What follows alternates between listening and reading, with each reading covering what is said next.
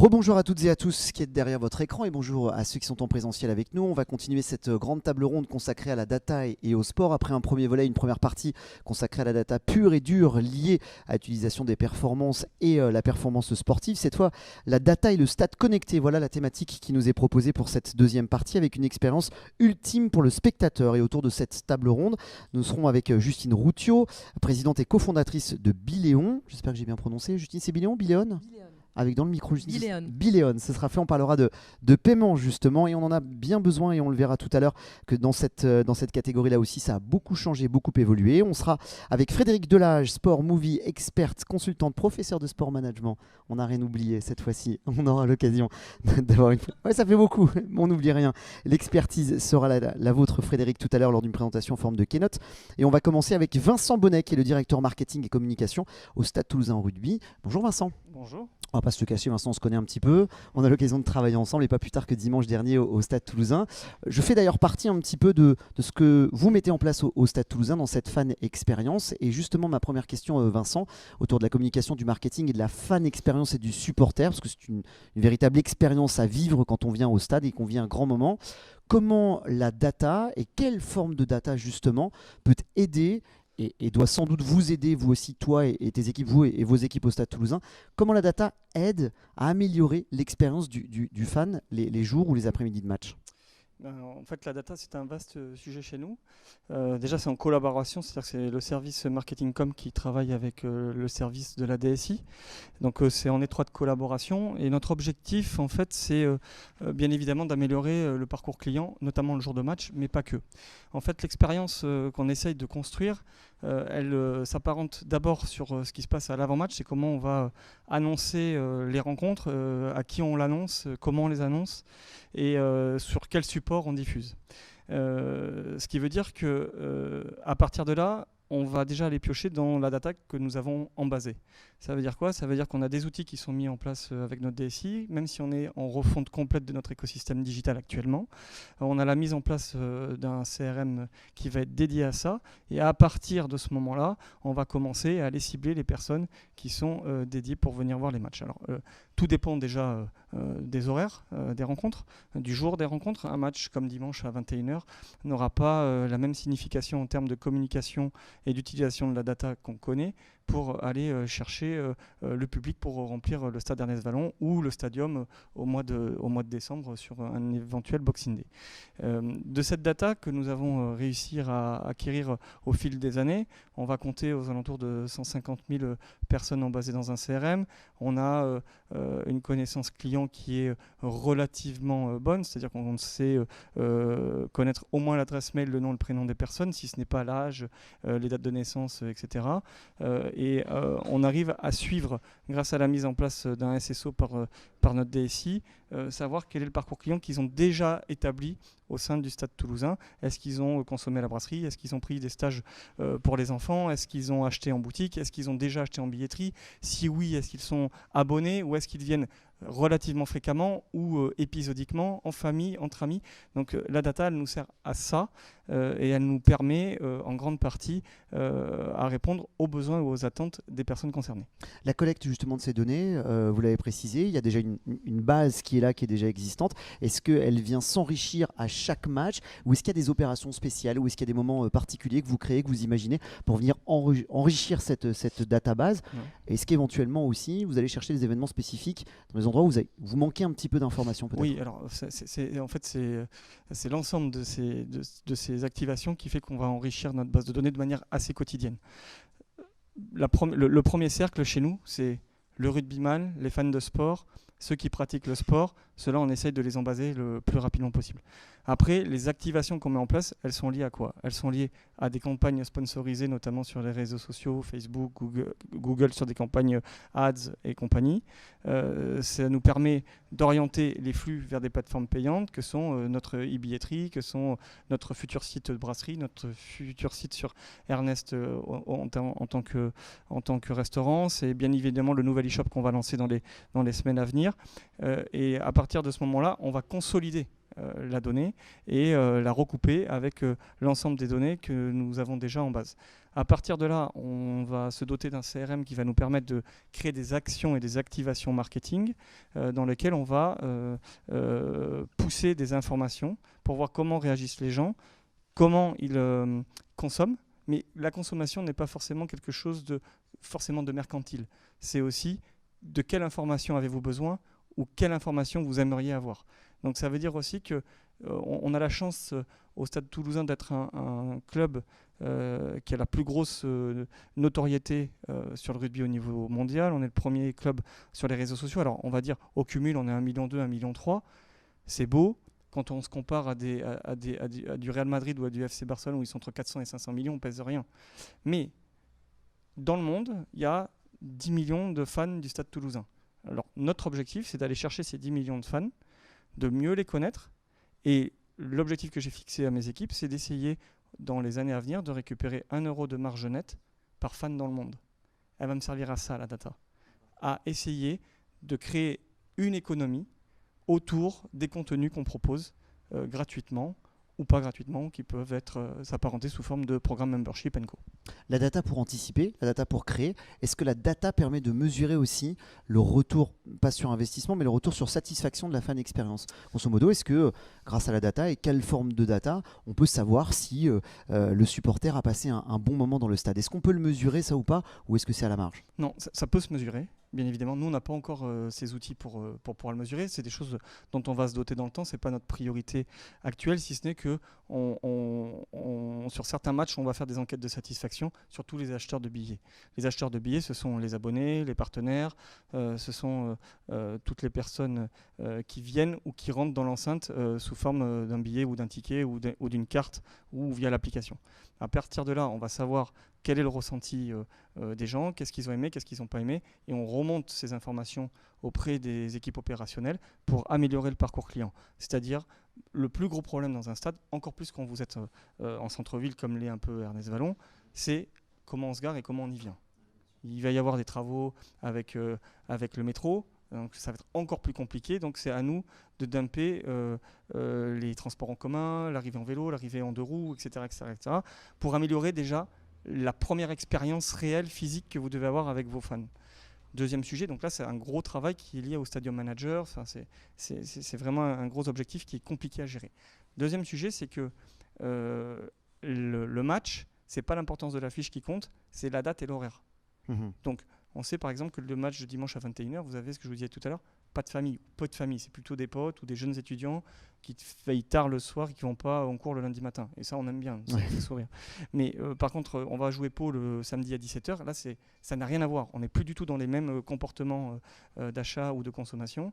Mais notre objectif, c'est de se dire que progressivement, quoi qu'il arrive quand on vient au stade Ernest Vallon ou au stadium, c'est vivre une expérience familiale entre potes, qu'on puisse se restaurer, qu'on puisse s'amuser, boire des coups, voir un beau spectacle sportif et profiter de tous les assets qui sont présentés autour de ça.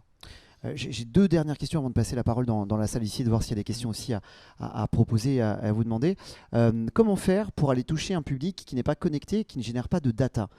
Je vois à peu près le public qu'il peut y avoir dans les travaux d'Ernest Vallon et qui regarde le rugby. On a parfois un public un petit peu âgé, c'est-à-dire au-delà de 60 ans, qui n'a pas forcément des habitudes numériques et qui n'a pas digitalisé sa vie ou encore ses comportements. Est-ce que ce public-là, on peut continuer à s'adresser à eux, ou alors est-ce qu'eux aussi viennent à une certaine forme de connexion et feront un jour aussi partie de la data, ou est-ce que peut-être d'ailleurs vous les dataisez, c'est-à-dire en se disant voilà, on a 5% du public qui n'est pas connecté, engageons-nous de cette manière-là aussi, on le sait, donc on va prévoir quelque chose pour ces personnes qui ne sont pas connectées. Alors moi je crois que profondément ils vont se mettre, ils se connectent quoi qu'il arrive parce que les petits-enfants ou les enfants les accompagnent dans la démarche.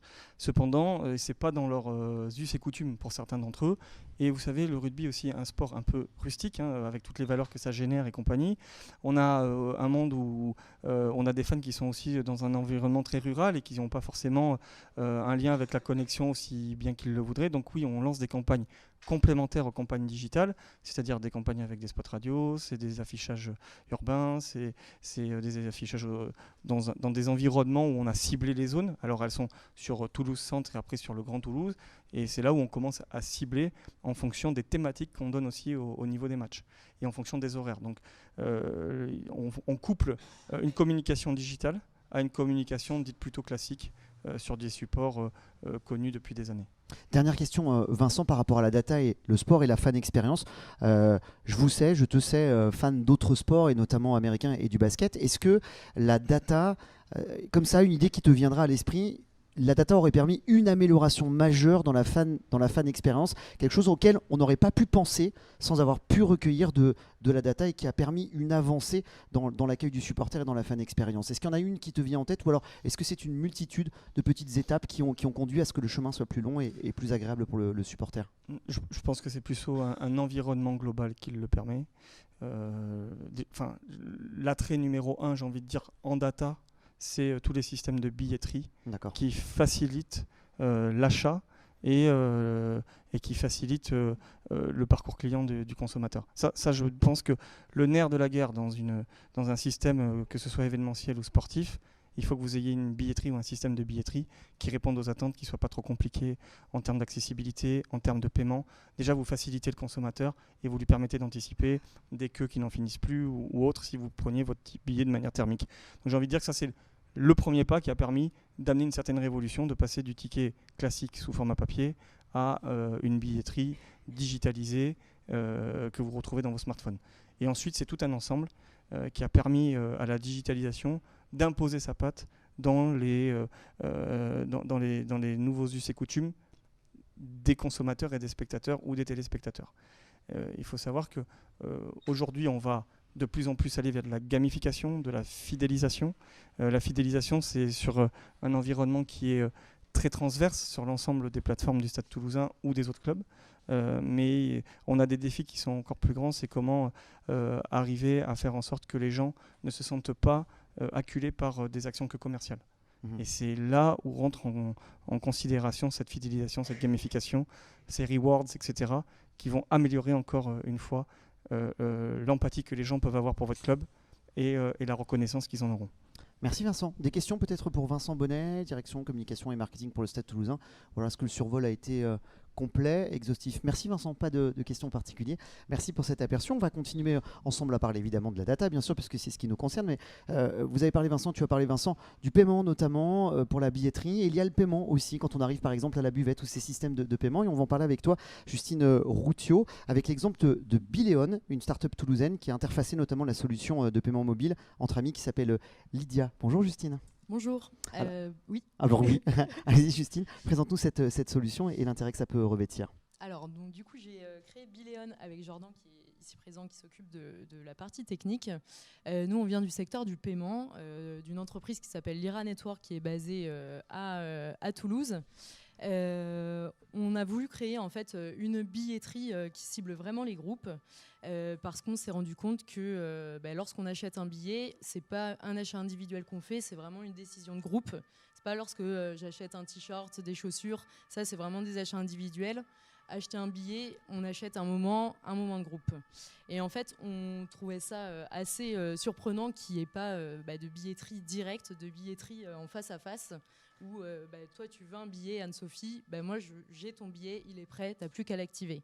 Donc nous, c'est ce qu'on a voulu faire. En fait, on a créé un outil de billetterie directe entre particuliers qui permet aux fans, aux capitaines de groupe de pouvoir booker les places pour tout leur groupe sans avoir à faire la vente pour tout le monde. Donc 10, 20, 30 personnes, ça se fait en 1-2 minutes.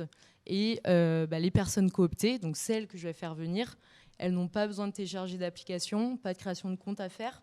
Pour elles, le billet, il est prêt à être activé, soit par SMS ou par Lydia. Et après, nous, ça nous permet aussi d'avoir une relation très personnalisée, on va dire, avec tous les fans, les capitaines de groupe, parce qu'on va pouvoir leur dire qui a été l'ambassadeur du jour, qui a été l'ambassadeur du mois. Et lorsqu'on se rend compte que certains mettent cette expérience sur LinkedIn, par exemple, c'est vraiment positif. C'est, comme tu le disais, une sorte de gamification sans donner pourtant de goodies physiques. Donc voilà, à ce niveau-là. sur Bileon. Le modèle économique de Bileon, comment ça fonctionne? Est-ce que vous prélevez une petite somme? Comment ça fonctionne? Comment vous pouvez vivre de cette création? Alors aujourd'hui, on prend uniquement du commissionnement parce que c'est la première étape. Là, ça va être en fait, c'est de valider le modèle économique. Donc, on prend du commissionnement sur chaque billet vendu. On fait les partenariats avec les clubs. S'ils nous disent OK, on est d'accord pour que vous preniez tant, eh bien, on le fait. Et à terme, c'est de pouvoir créer, en fait, étant donné qu'on peut créer des réseaux membres de billetterie privée, eh bien, c'est de dire toi, on t'offre une offre rien qu'à toi, tu peux en faire profiter ton entourage. Par contre, tu payes X euros par mois. Donc ça, c'est le business model qu'on voit à terme. Comment vous avez eu cette idée-là? Est-ce que justement, je raccroche un petit peu à la data. Est-ce que c'est la data qui vous a dit « Ah, on a un trou ici, il y a quelque chose qui manque dans la fan expérience » ou est-ce que c'est du ressenti? Ou est-ce que là aussi, c'est encore une fois la data qui est venue à votre chevet pour vous suggérer cette idée parce qu'elle était manquante? Alors, c'est plutôt la data lorsque on travaillait dans l'entreprise précédente où ils ont créé du paiement WhatsApp.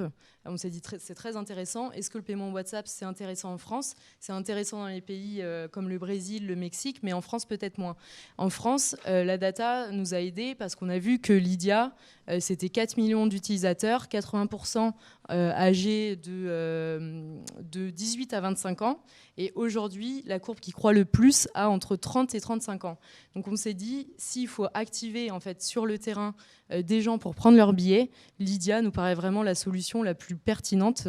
Et donc c'est avec cette solution qu'on veut travailler, parce qu'on ne la voit pas comme un terminal de paiement, mais comme un outil de bouche à oreille. Vous avez donc accès à des leaders d'opinion, d'influence. Vous avez une database qui grossit, qui grandit. Qu'est-ce que vous en faites de toutes ces datas que vous avez récoltées? Est-ce que vous les mettez au service de votre entreprise de paiement digitalisé ou est-ce que vous en servez pour toute autre chose? C'est-à-dire les connecter par exemple au club. Vincent Bonnet pour le marketing et la communication pourrait tout à fait avoir envie d'avoir accès justement à ces leaders d'opinion et d'influence par petits groupes-là. Qu'est-ce que vous en faites? Est-ce que vous avez une idée sur cette question-là? Est-ce que vous projetez déjà ou pas? Alors, c'est une très bonne question, sauf que nous, on est à un stade en fait d'amorçage. Donc là, ce qu'on fait, c'est surtout la collecte de données. Par exemple, pour les Harlem Globetrotters, lorsqu'on a pu réaliser une tribune étudiante, une tribune CE, on a pu collecter les données. Donc, en combien de temps les personnes vont payer et activer leurs billets? Combien de billets vont être expirés? Est-ce que les gens qui ont payé leurs billets par SMS ou Lydia ont téléchargé ensuite l'application Bileon? Est-ce que ces vecteurs comme ça d'acquisition aussi sur notre application? Donc là, on est plus en phase de collecte de toutes ces données. On veut pouvoir les voir clairement. Et après, on va voir ce qu'on en fait. Et je pense qu'il faut un temps pour se poser, pour voir justement ce qu'on fait de toutes ces données cumulées et analysées. Les premières données que vous avez recueillies, est-ce que ça a offert des surprises déjà sur le comportement de la fan expérience, des choses auxquelles vous vous attendiez pas, ou est-ce que ça vient confirmer des traits communs qu'on avait déjà tous dans notre imaginaire? En quantitatif, ce qui est super, c'est qu'on a pu voir, par exemple, je vais garder l'exemple des Harlem Globetrotters, on a pu voir que 80% des paiements ont été réalisés comme ça en direct en partage de billets et 20% à l'intérieur de l'application par carte bancaire. On a pu voir que sur tous les billets envoyés, on avait mis un paramétrage de 3 jours, c'est-à-dire que si tu ne payes pas ton billet en 3 jours, il est remis en vente. Et sur tous les billets achetés, la moitié des billets ont été payés en moins de 36 minutes, donc c'est énorme, et l'autre moitié en 9 heures en moyenne. Donc on est plutôt satisfait. En revanche, il n'y a eu que 10% des personnes qui ont téléchargé l'application ensuite. Donc là, on s'est dit, il va falloir qu'on booste pour que les personnes qui paient en dehors de l'application puissent télécharger ensuite pour être eux aussi ambassadeurs. Je vais juste revenir un peu en arrière avec toi, Vincent, côté Stade Toulousain. Justement, est-ce que ce genre d'initiative numérique, forcément, je pense que des clubs comme le Stade Toulousain doivent abonder dans ce sens-là. Est-ce que ça facilite le remplissage d'un stade quand l'accès aux billets est facilité pour le partage en commun? Est-ce qu'on appuie forcément ce genre d'initiative ou est-ce que ça entre un peu en concurrence avec la billetterie directe du Stade Toulousain, par exemple? C'est pas une expérience qu'on a encore eu le mérite de vivre, mais en tout cas, c'est des questions qu'on va se poser ou qu'on se pose déjà réellement. Et je pense que c'est une des solutions pour aider les stades à se remplir plus vite. Surtout quand les audiences, enfin les affluences, peuvent être plus difficiles à atteindre, notamment sur des matchs qui sont placés à des mauvais endroits dans le calendrier, avec des joueurs internationaux qui ne sont pas présents, etc. etc. Donc c'est une solution qu'on peut envisager pour différentes raisons. Ce côté influenceur pourrait aider à coopter en fait, des communautés pour pouvoir aider à remplir les enceintes. Alors, quand on parle de communauté dans le sport, ils le font très bien aux États-Unis. C'est-à-dire qu'ils arrivent à dire, voilà, là, c'est plutôt une thématique pour remplir en baseball. Ils disent, voilà, c'est une thématique qui est plus liée à une fête mexicaine ou à une autre fête, etc., etc. En France, on ne peut pas parler comme ça et puis on n'est pas dans cette culture-là. Par contre, on peut aller chercher des communautés par cœur de métier. Par exemple, on sait que le monde médical, notamment les infirmiers, les médecins, etc., sont souvent très proches et qui vivent ensemble dans leur quotidien.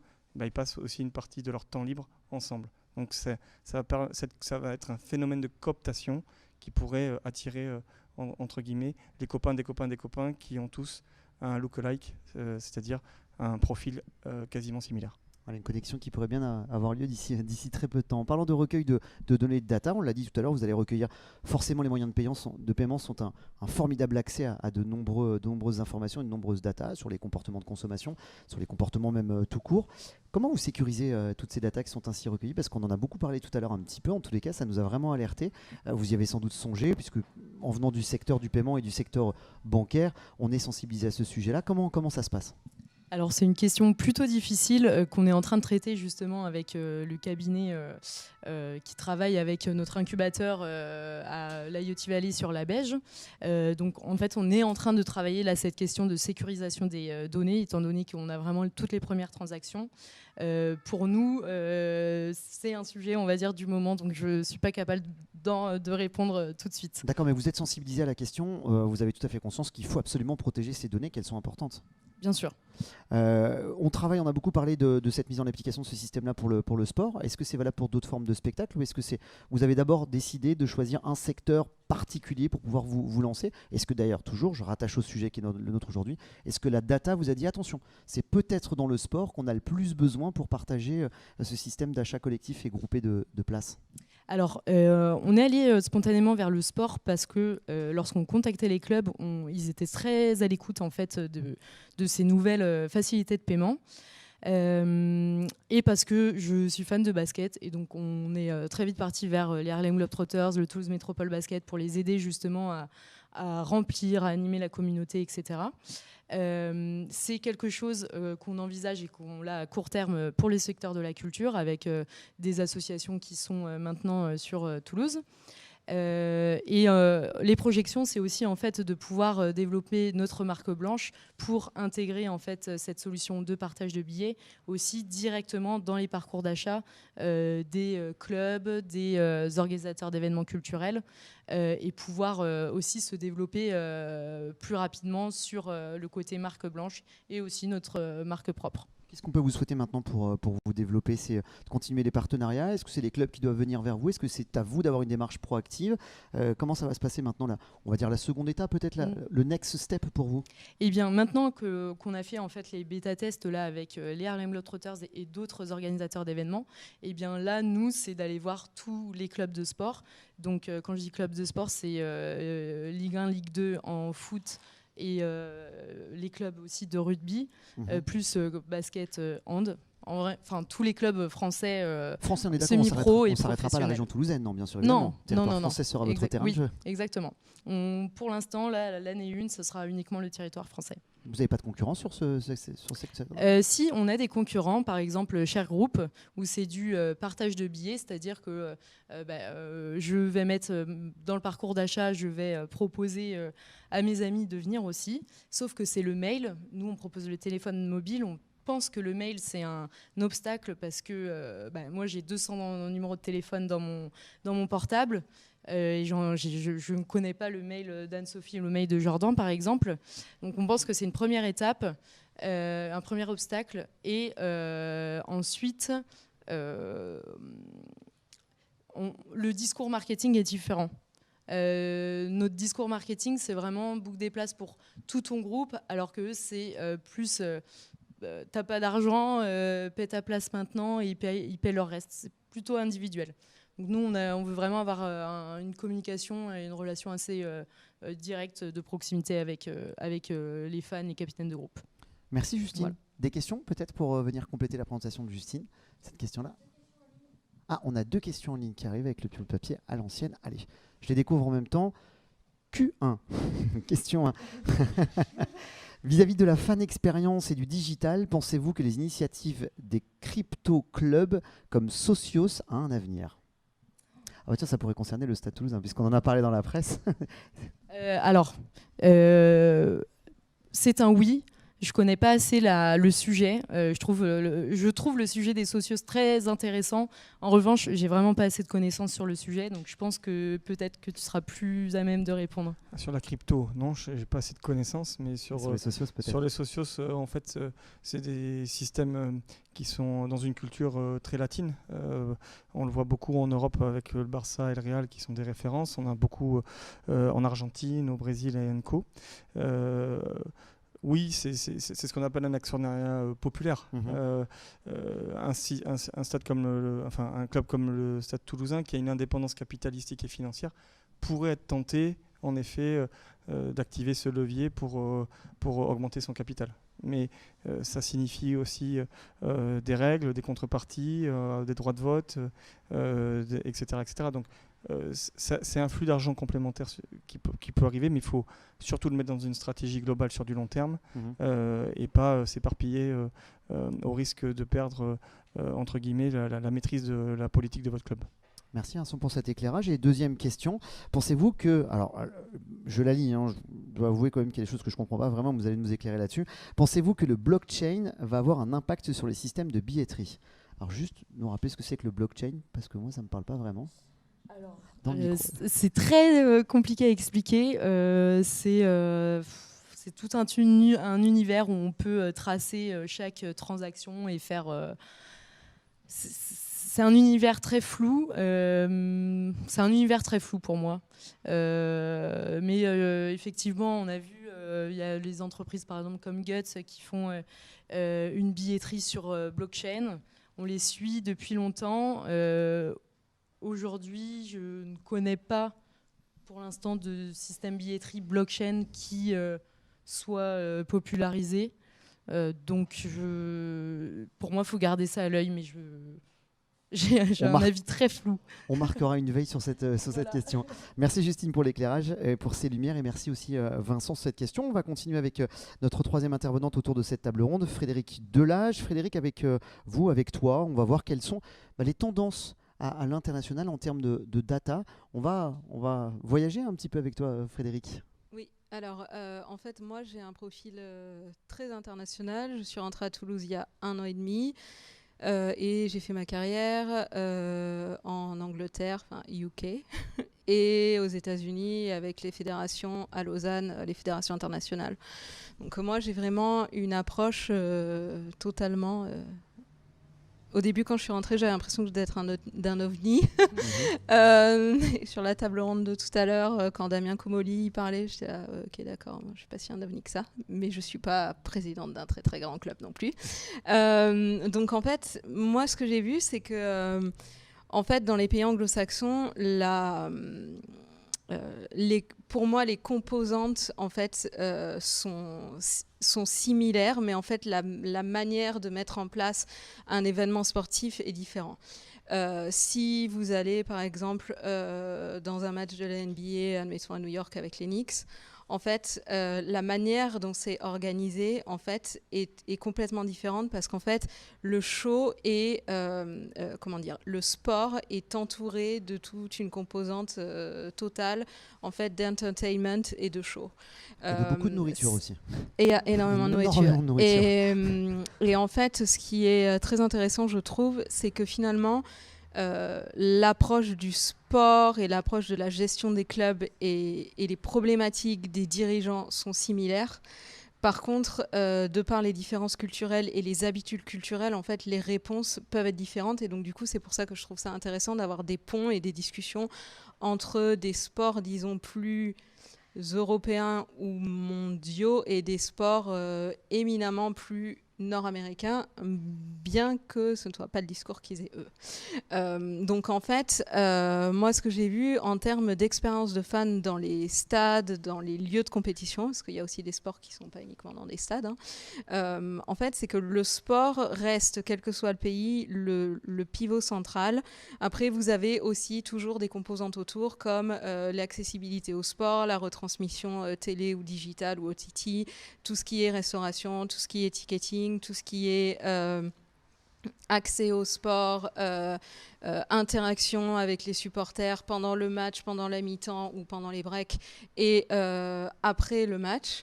Et en fait, ce que j'ai vu dans les pays anglo-saxons, c'est que finalement, en fait, eux, leur approche, c'est pas de dire, OK, on va avoir un spécialiste billetterie, un spécialiste food, un spécialiste sport, un spécialiste événementiel. C'est en fait, au-dessus, en fait, c'est pas une histoire de hiérarchie, mais dans la discussion, en fait, c'est vraiment en fait, l'expérience du fan, enfin la fan expérience, comme on dit en bon français, en fait, elle est complètement transversale. Donc, par exemple, tout ce qui se fait en termes d'application, c'est le présupposé qui a été mis en place, c'est que l'organisateur ou le club ou la fédération, la seule limite et sa seule limite, en fait, ce qu'elle ne peut pas contrôler, c'est en gros le téléphone portable du supporter. Donc le but, en fait, et ce qu'on voit qui se passe, c'est qu'il y a une concentration et une optimisation de toutes les fonctionnalités qui sont maintenant sur une seule application ou qui tendent à être sur une seule application où en fait avant d'arriver en fait on vous dit ok donc vous avez votre match qui commence à 17h avant donc si vous avez besoin de vous garer vous arrivez, on vous dit avec des systèmes de géolocalisation bon bah voilà vous allez aller dans le stade j'ai n'importe quoi de Sacramento, on vous dit bon bah voilà avec notre app en fait vous avez 10 blocs pour garer votre voiture, le bloc 1 il est saturé, le bloc 2 il reste un étage, le bloc 3, il y a 2 étages qui sont libres. Le bloc 4, il est plus loin par rapport à vous, mais par contre, vous allez mettre moins de temps pour aller vous garer dans le bloc qui est plus loin pour garer votre voiture parce qu'avant, vous avez 50 voitures qui font la queue et donc du coup, même si c'est plus loin, et donc les algorithmes tournent. D'accord. Ensuite, quand vous arrivez sur place, toutes les initiatives maintenant aux États-Unis sont des initiatives cashless, donc le paiement avec de la monnaie physique est en train de disparaître. Bon, après, moi j'ai vécu à Londres pendant des années. Concrètement, depuis 10 ans, vous pouvez payer votre billet de métro, de train, de tout, avec votre Apple Pay, votre smartphone. Si votre carte ne marche pas, c'est pas grave, vous payez par carte. Votre carte ne marche pas, c'est pas grave, vous payez avec votre téléphone. Votre téléphone ne marche pas, c'est pas grave, vous payez avec votre carte crypto-monnaie, c'est pas grave en fait. Mais on paye tout le temps. Hein, vous payez, alors là, il n'y a pas de problème, vous pouvez payer avec tout ce que vous voulez, on est open. Bon, bien sûr, les équipes derrière, elles ont la joie de travailler sur toutes les intégrations des systèmes de paiement. Mais bon, voilà, le client est roi, l'utilisateur est roi. Et donc, en fait, ce qu'on voit, c'est que finalement, dans toutes les initiatives actuelles et dans toutes les constructions de stadiums et dans toutes les stratégies, c'est qu'en fait, vous avez l'expérience de sport, mais vous avez aussi tout ce qui est autour qui est facilité. Donc, par exemple, vous avez des hôtels qui se construisent à côté, vous avez des malls, des centres commerciaux qui se construisent à côté, des restaurants. Et donc, du coup, le but, c'est plus d'avoir une application pour l'hôtel, une application pour le ticketing, une application pour garer sa voiture, une application pour le transport, une application pour aller faire des courses à la mi-temps et une application pour interagir avec les supporters et faire des petits jeux et des petits concours avec les gens qui sont dans le stade. Entre parenthèses, s'il n'y a pas de Wi-Fi ou de 5G, ça ne marche pas. Donc après, il y a toute la discussion, comment est-ce qu'on met la fibre dans un stade qui, on ne le voit pas à la télé, mais qui est quand même ultra saturé de technologies, de câbles, de sécurité, etc. Et donc en fait, comment on fait pour que on minimise et on tasse le plus possible, grâce à la technologie, toute cette expérience-là sur un seul point qui est le seul point d'entrée. Voilà. Donc ça coûte des millions et des milliards, concrètement, et ça aurait été totalement impossible, mais impossible, il y a 10 ans, parce que les technologies n'étaient pas assez avancées, en fait.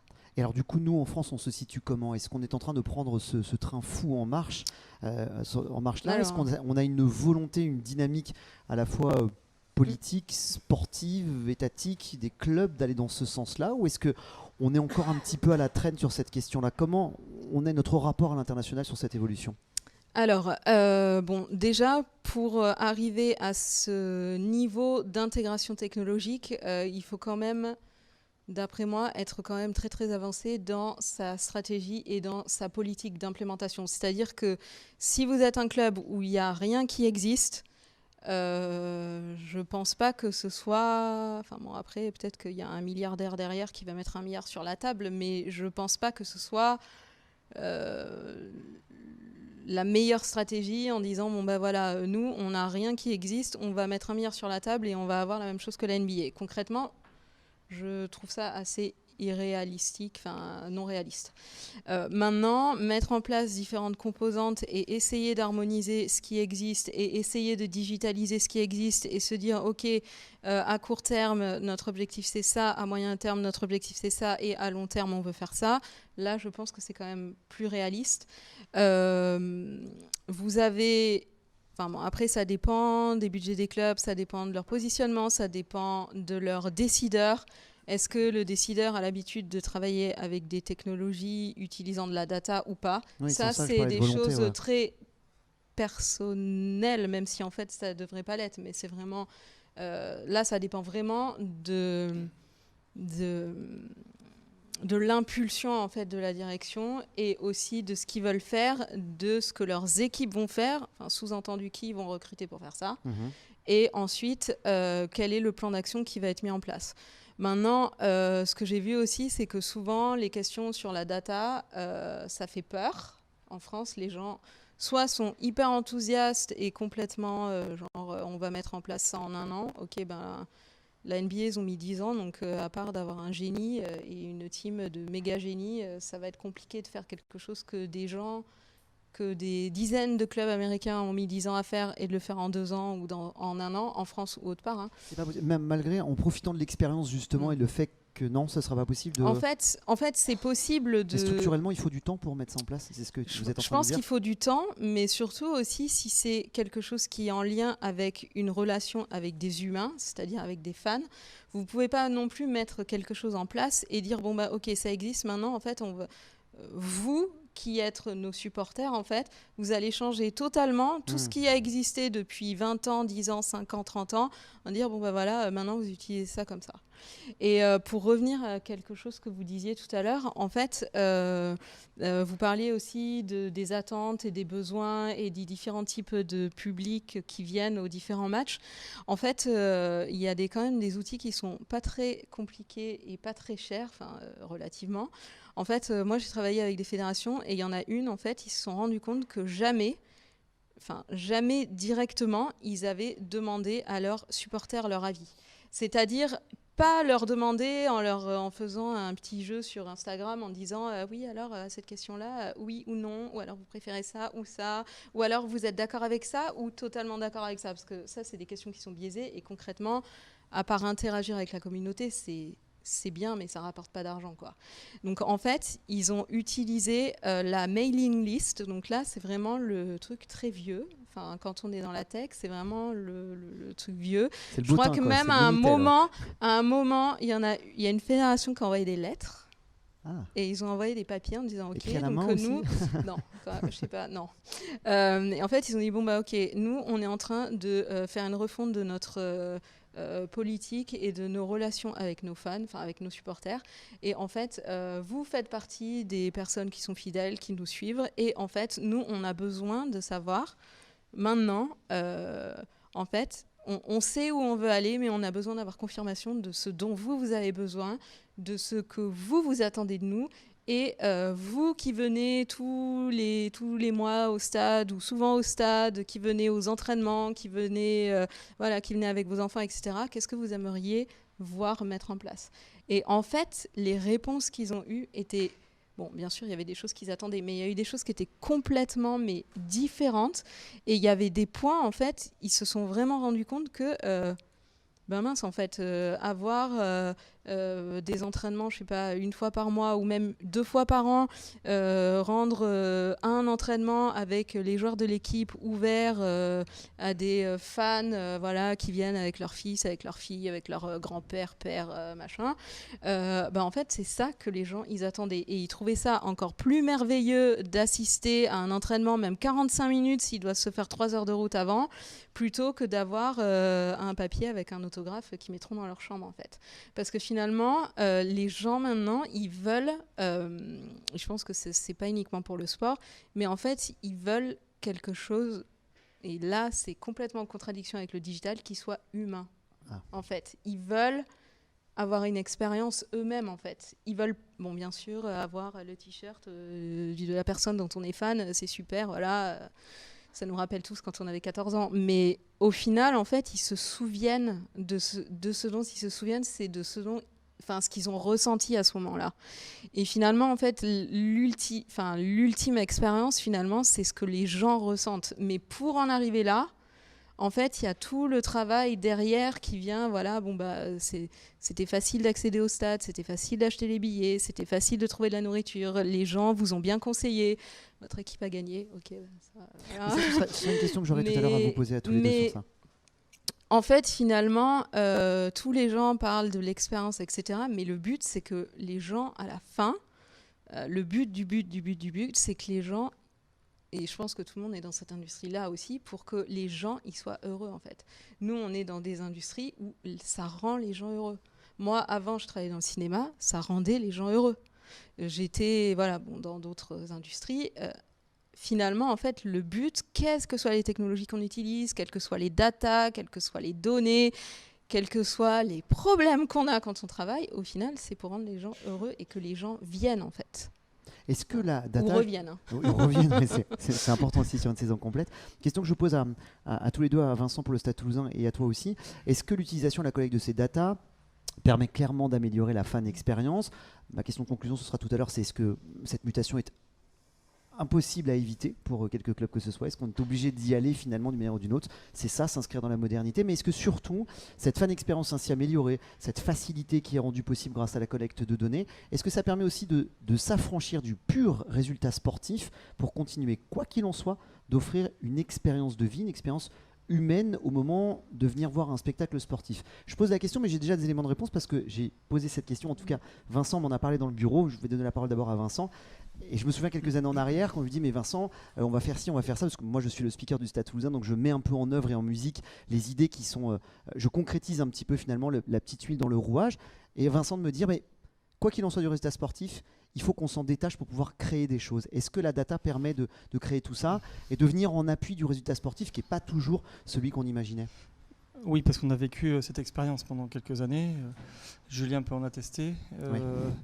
Il y a des périodes qui sont... C'est très cyclique, le sport. C'est-à-dire que c'est comme le cycle de vie du produit. C'est-à-dire que vous avez des phases ascendantes et des phases de stagnation et des phases descendantes. Et en fait, tout ce qui est dit est vrai. C'est-à-dire qu'on est là pour rendre les gens heureux, satisfaits, fiers d'appartenir à un club, à une entité, et d'être dans cette communauté-là. Et en fait, toute l'expérience qu'on crée autour, on ne se détachera jamais du résultat sportif. Mmh. On ne peut qu'atténuer un peu l'aléa du résultat sportif. Et c'est ce qui est génial. Alors, c'est un petit peu moins vrai dans les ligues américaines, puisque ce sont des ligues fermées, c'est-à-dire que vous n'avez pas de phénomène de montée, de descente, vous avez les phénomènes de play-off, etc. Alors que dans nos championnats en Europe, vous avez la sanction, le coup près qui peut arriver. Et ça arrive à tous les grands clubs de passer de sales moments, de sales périodes. Et s'il y en a un qu'on doit retenir sur les dernières années dans le sport en Europe, c'était Manchester United. Manchester United, pendant 6 ans, ils n'ont pas vu la Ligue des Champions. Et donc, ils ont quand même réussi à capitaliser sur l'expérience fan, grâce à la data, mais sur un plan international, parce que c'est le premier club qui avait quand même amené des stages de foot en Asie et compagnie. Donc, ils ont une très forte communauté internationale, avec un propriétaire américain. Donc, et ils ont vécu de sales périodes. Et ils ont su patienter, parce qu'ils ont créé autour de leur économie footballistique de l'entertainment pur, du servicing, et avec ça, ils ont bâti et consolidé leur économie, ce qui a permis d'absorber les déficits chroniques qu'ils avaient, de recruter progressivement des têtes des leaders des joueurs leaders, de consolider cette équipe-là et de remettre l'attractivité sur le plan sportif. Et à partir du moment où l'attractivité elle est sur le plan sportif et qu'à côté de ça, vous répondez à tous les besoins et à toutes les attentes de vos fans, où qu'ils soient dans le monde, de manière physique ou de manière digitale, vous avez gagné. C'est carton plein. On est avis partagé, constat partagé, Frédéric. Oui, exact. Avec cette vision internationale. Ouais. Et alors du coup, ça emmène vers ma question de conclusion que je peux vous poser à tous les deux, mais je sais qu'au Stade Toulousain, la démarche est déjà enclenchée. Est-ce que c'est indispensable donc de se digitaliser, d'aller recueillir toutes ces datas d'un point de vue paiement, bien sûr, d'un point de vue fan expérience à tous les niveaux? On doit en passer par là. Est-ce qu'il faut le faire le plus rapidement possible? Comment on doit procéder dans ces cas-là? Si on se rend compte qu'il faut y aller, comment on fait pour y aller? Alors, en fait, moi, je changerais la question, je prendrais le truc dans l'autre sens. On va dire, il y a deux choses. Pour moi, déjà, en fait, est-ce qu'il y a 20 ans, on s'est posé la question, est-ce que Internet, c'est indispensable ou pas? Ouais. Voilà. Et deuxièmement, en fait, pourquoi est-ce qu'on n'utiliserait pas un outil en plus? Pour moi, en fait, c'est un outil en fait, qui existe en plus de tous les outils qu'on avait, entre guillemets, avant, même si on pourrait passer 50 heures à définir qu'est-ce que c'était avant. En fait, un outil en plus pour prendre des décisions, en fait. Pour moi, c'est pas est-ce qu'on y va, est-ce qu'on n'y va pas, c'est en fait, quelle est votre stratégie et quel est le but, en fait, et qu'est-ce qu'on fait pour atteindre ce but. Et en fait, au final, c'est comme si on avait une espèce de caisse à outils, enfin, c'est vraiment la minute concrète, et en fait de dire bon bah ok, notre but c'est ça, on est au point A maintenant, et en fait comment on va faire et qu'est-ce qu'on va pouvoir utiliser pour y aller. Et dans ce cas-là et dans la partie business, que ce soit dans les résultats sportifs, que ce soit dans tout ce qui est digital, là on n'en parle même pas. Enfin, pour moi, c'est voilà, tout le digital est uniquement basé sur de la data. Pour moi, le reste c'est de la poudre aux yeux pour dire que c'est beau, on a 1 million de followers ou 10 millions de followers ou 100 millions de followers. Ok, s'il n'y en a aucun qui achète le produit, en fait, ça va faire du bien à notre ego, mais en fait, on n'aura pas d'argent qui rentrera dans la caisse. Donc, enfin voilà, en étant très pragmatique. Mais en fait, c'est vraiment de quels outils a-t-on besoin pour atteindre notre but? Et est-ce que la data est un outil et les différentes technologies, en fait, est-ce que c'est un outil parmi un autre? Et est-ce que c'est l'outil le plus pertinent au moment où on a besoin de prendre la décision pour aller vers notre but? Si la réponse est oui, eh ben ok, on y va. Bon, si ça va avec les budgets, avec les équipes, etc. Si la réponse est non, bah, y a d'autres outils qu'on peut utiliser. Mais en tout cas, dans tout ce qui est prise de décision, la partie émotionnelle en fait pure, en fait on se rend compte que ça suffit plus. Donc en fait la possibilité de rationaliser la prise de décision, en fait ça passe par des chiffres, et des chiffres c'est de la data. Donc voilà. Mais est-ce qu'on garde, et là je vous pose la question à tous les deux, d'abord à Vincent puis à toi Frédéric, est-ce qu'on garde quand même ses spécificités, sa saveur, son aspérité, sa couleur, sa communauté, en rationalisant sa prise de décision? Est-ce qu'il n'y a pas ce risque? Je l'ai posé déjà cette question tout à l'heure à Monsieur Comoni qui m'a répondu, d'avoir une forme de spectacle sportif finalement lissé partout dans le monde, puisqu'on utiliserait tous les mêmes outils. Est-ce que c'est un risque ou pas? Ça dépend les ingrédients que vous mettez dedans. Aujourd'hui, chaque outil, imaginons qu'on se serve tous des mêmes logiciels, qu'on ait la même stratégie, etc., le résultat ne sera pas forcément le même. Chaque club, chaque entité sportive ou événementielle a une ADN bien particulière, avec un public qui lui appartient, ce qui fait que c'est hyper hétéroclite, et que vous n'allez jamais passer d'un stade à un autre en revoyant 2 fois la même chose de manière chronique. D'accord. Parce que chaque club crée sa propre expérience. Donc vous allez, dans les faits, avoir la même méthode pour recruter, pour abonder, pour faire venir, mais non, vous n'aurez pas forcément les mêmes personnalités, les mêmes comportements d'achat et les mêmes attentes. Parce que la culture toulousaine n'est pas la même qu'à La Rochelle ou qu'à Paris ou qu'à Lyon ou autre, qui est encore différente de la culture anglo-saxonne, qui n'est pas la même que la culture américaine, etc., etc. Donc c'est aussi une éducation, c'est une culture, et c'est transgénérationnel, donc c'est de la transmission qui fait que vous rentrez dans des routines qui appartiennent à la culture du territoire. Frédéric, même constat, je suppose. Pareil. Pour moi, les gens qui disent qu'ils veulent faire exactement la même chose que leurs concurrents, sont des gens potentiellement dangereux pour l'entreprise. Parce qu'en fait, le concurrent, il fait peut-être quelque chose qui est parfait par rapport à sa stratégie, par rapport à son but.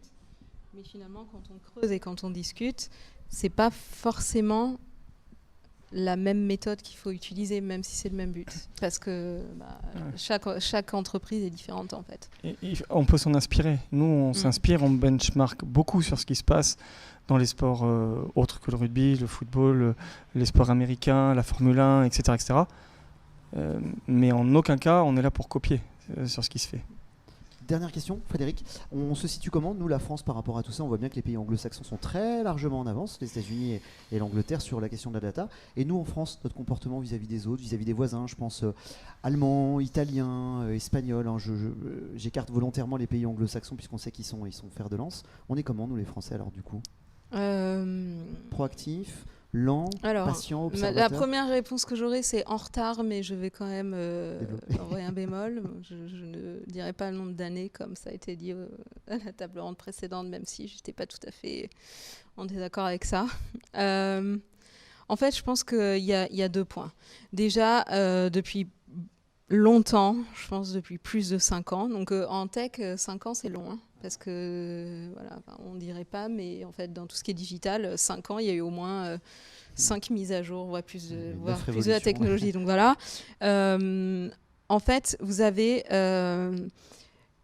toutes les organisations, quel que soit le pays, quelle que soit la discipline, le sport, l'industrie, disent « Ok, il faut qu'on fasse plus de digital ». Maintenant, vous avez eu ce qui s'est passé, qui se passe depuis 18 mois avec un arrêt total de certaines industries entières.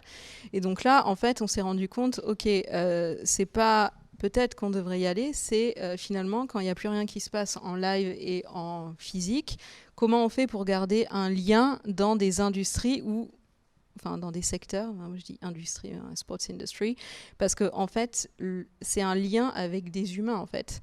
Je veux dire, l'industrie qui fait des algorithmes pour les banques, bon d'accord, il y a des utilisateurs, mais je veux dire, entre ordinateurs, il n'y a pas de lien, quoi. Que ce soit à 2h du matin ou l'après-midi ou le week-end, il n'y a pas de problème, en fait. Mais finalement, je trouve que ce qui a été révélé depuis 18 mois, c'est... de toute façon, il y a des besoins. De toute façon, il faut aussi garder le lien avec les gens qui nous suivent, qui suivent notre équipe, notre entreprise, notre organisation, même en dehors des matchs. Et que finalement, en fait, la linéarité qui était très... il y a un gros match, il se passe quelque chose, et puis après, il n'y a plus rien qui se passe. En fait, j'ai l'impression que cette linéarité temporelle s'est un peu aplanie. Et donc, finalement, en fait... j'ai l'impression que le gap qu'il y avait en fait est en train de se réduire parce que déjà il y a énormément d'entreprises et de startups et de gens qui se sont inspirés de ce qu'ils ont vu dans d'autres pays ou alors qu'ils se disent bon bah ok il y a des opportunités, on va y aller parce que nous on sait le faire comme voilà, Bileon. Et en fait, je pense que ce gap qui était très important, probablement il y a 10 ans, en fait, il est vraiment en train de se diminuer. La seule chose que j'ai l'impression qui manque encore en France, c'est, et la mêlée est une réponse à ça, en fait, c'est comment en fait, connecter des gens qui sont sur des niches ou qui sont sur des spécificités de business model très de niche en fait, très spécialisé. Comment en fait on fait pour articuler tous ces gens-là et pour les mettre en lien pour que éventuellement ils aillent pitcher sur des gros événements internationaux, puisque en fait finalement toutes les compétences on les a, mais c'est pas forcément au sein d'une même structure en fait. Très bien. Donc voilà. Est-ce qu'on a des questions peut-être, ou alors tout a été très clair? Eh bien c'est parfait. Des questions? Non, on n'en a pas de l'autre côté. C'est parfait. Merci infiniment à nos intervenants, Justine, Frédéric, Vincent. Merci pour cet éclairage très instructif et toutes ces informations. Finalement, retenons qu'il faut être connecté d'une manière ou d'une autre, humainement ou même de manière technologique. Merci beaucoup d'avoir répondu à nos questions. J'espère que vous avez passé un moment instructif avec nous. C'est la fin de cette table ronde dans la data et le sport. Rendez-vous peut-être dans un stade, ou en tous les cas pour suivre du sport de quelque manière que ce soit.